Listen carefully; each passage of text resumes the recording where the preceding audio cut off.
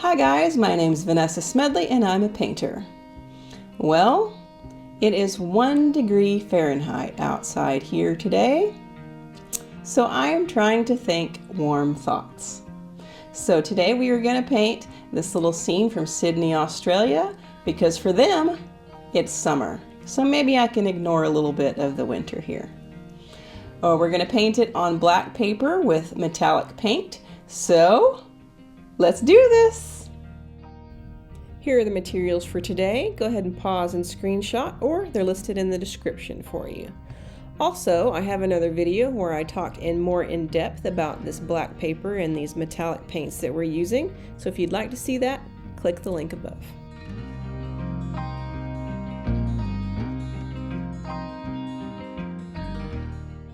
I'm going to start out by wetting the entire reflection area on the surface of the water here with nice clean water.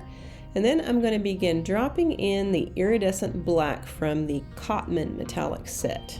And I paint that in broad strokes across the entire area. And I apologize for you not being able to see this very well because of the shine on the water, but there's not much I can do about that. Problems with photography kind of just goes with this black paper, I must say. So I'm dropping in some Pearl Platinum from the Rubens set here, and then I add in some Deep Interference Orange from the same set, and then Wine Red, also from the Rubens set. I'm really just dropping this in where I know I'm going to be placing certain colors of light above it, so it's just reflecting off of the water.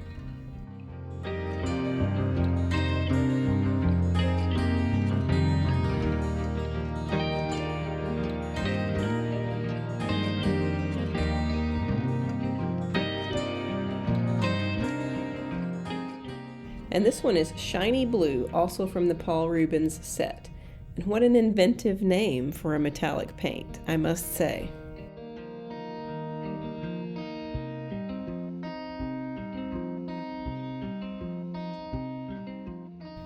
The sky is very dark, but you can see a faint glow in the background, so I'm actually coming in with a flat brush and I'm wetting the entire sky area.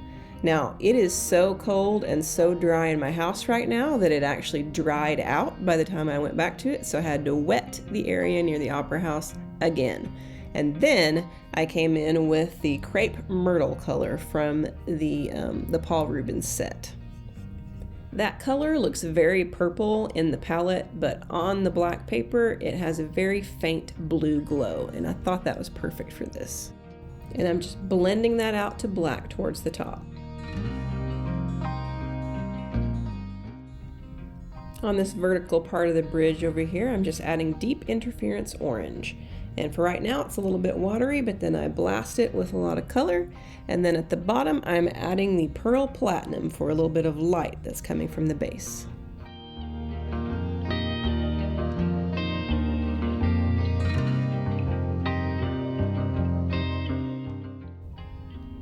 When it comes to the Opera House itself, I'm just going to be giving this a kind of a once-over coat with the Pearl Platinum from the Rubens set, and then I'm going to be coming back in with other colors as it goes along. One thing you have to keep in mind with this black paper is you work backwards from how you normally work in watercolor. Because in watercolor, we paint from light to dark, but with this black paper, you have to reverse that and paint from dark to light. So you start out with very watery mixes, and then you add on top of that thicker consistencies in order to get the light that you want. At the base of this, I'm actually using the Cotman bronze color, and I'm adding quite a lot of water to thin it out. So I know a lot about British culture, but I must confess, most of what I know about Australian culture comes from Bluey, because my daughter flipping loves that show. Bluey is how I came to realize that their Christmas time is summer for them, because I never really thought about it before. I bet they get really fed up with all these Christmas movies with snow everywhere. I'm filling in some of the details of the skyline here with this Pearl Platinum color, Very, very watery in some areas and a little bit more intense in others because I'm just filling in some of this detail and these lights that are shining in the background. You don't want to get too bogged down in the details here because it's so far away that really all you see is points of light. So that's what I'm adding in. For the brighter lights, I'm adding Pearl Silver White.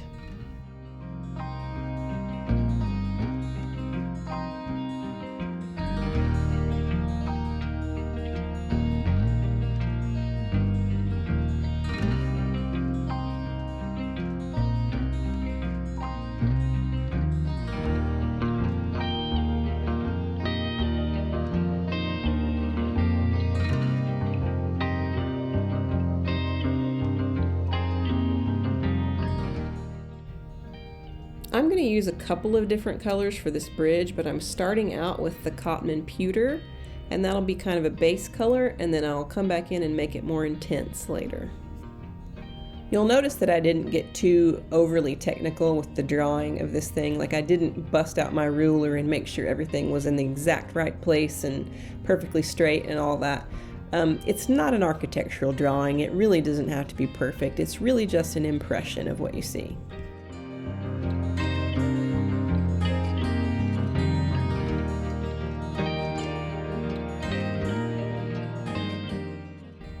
I'm coming back in with the Pearl Silver White color and adding some more of the intense light on the Opera House.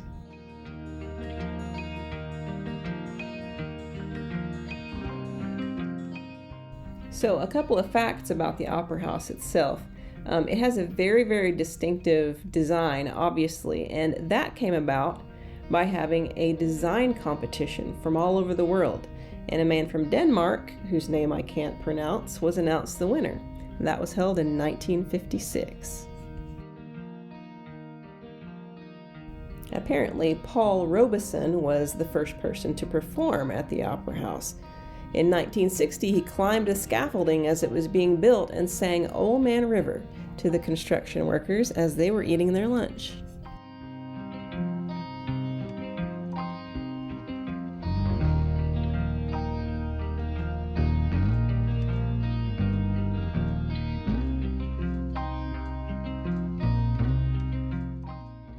One thing about these metallics, you do have to come back in and layer in order to get more intense color. So I'm layering more of that orange on top here.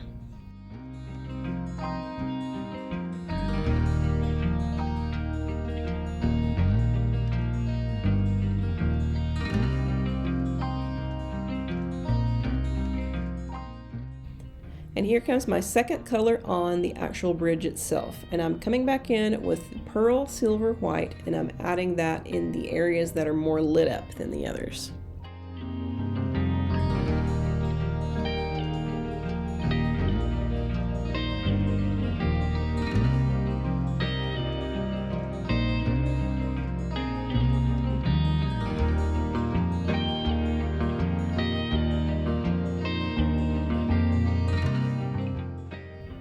Then I add in some shiny blue for the lights that are on the bottom of the bridge here.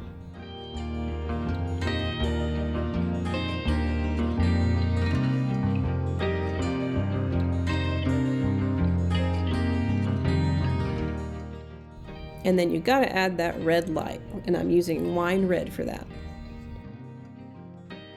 Now, one tip about this paper, you cannot really use masking fluid on it. It will rip a layer of the black paper off and it will make you angry. So if you want something to remain black, it's really best to just come back in after it's dried and lift it with clean water, which is what I'm doing underneath this bridge and just some little details here and there. Just use clean water and scrub it a little bit and then dab it up. This metallic paint actually lifts really, really easily, and this black paper doesn't pill very much either. In fact, I've never had it pill on me, but I'm not sitting there scrubbing it too hard either. So just use a little bit of pressure, not very much at all, and then you can lift a little bit. Now, sometimes this metallic paint comes off more than you really want it to, like when you're trying to layer on top of other layers. You have to be very, very careful because the more water is added, the more easily it will lift right up. So it can sometimes make weird patterns in your paint if you're trying to layer over it. You just have to be very, very careful. I can't speak for other brands because these two brands are the only metallic ones that I've actually used for watercolor, but it's actually pretty easy to redistribute the paint if you get one of those weird bloomy patterns in there that you don't like where it's not smooth. You just take a little bit of water and redistribute the little glitter flecks that are in there. And usually that solves it pretty well.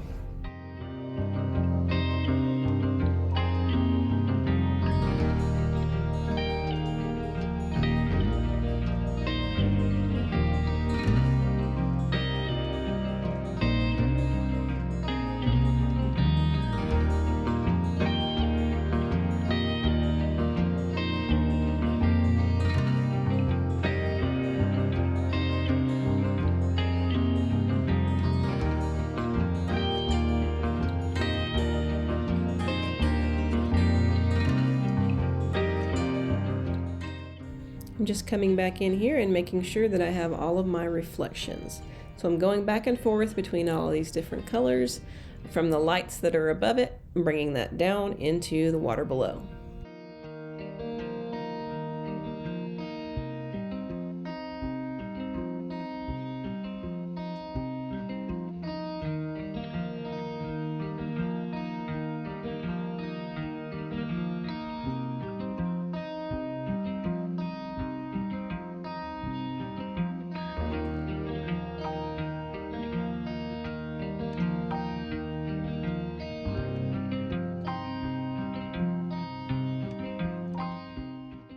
Now I mentioned that it's been super cold, and it has been absolutely insanely cold for here anyways.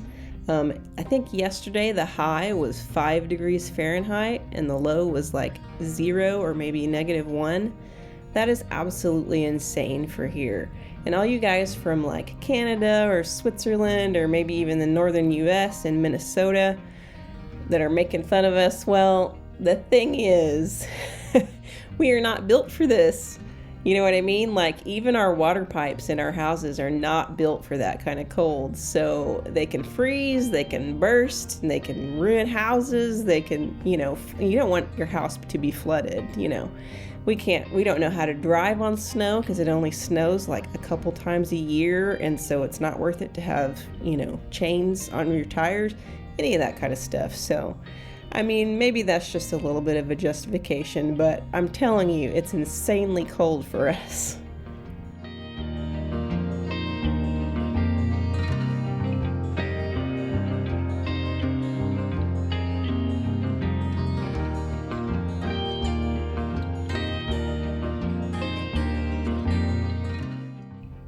Some of my reflections became a little bit too distinct, so I'm actually coming back in with my 1-inch flat brush and clean water, and I'm just doing the Bob Ross sweep across that. I mean, he does it with oil paint, but it works with watercolor just as well. I'm just blurring it out a little bit, really.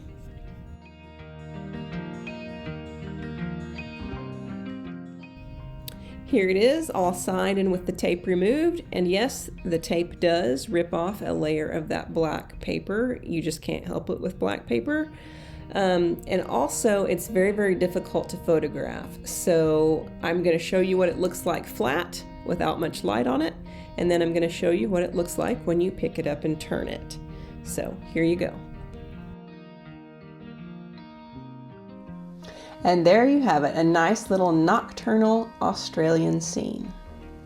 Don't forget to like, comment, subscribe, share, all that stuff, because that's how this channel gets to grow, y'all. Thanks for watching. I will see you again next time.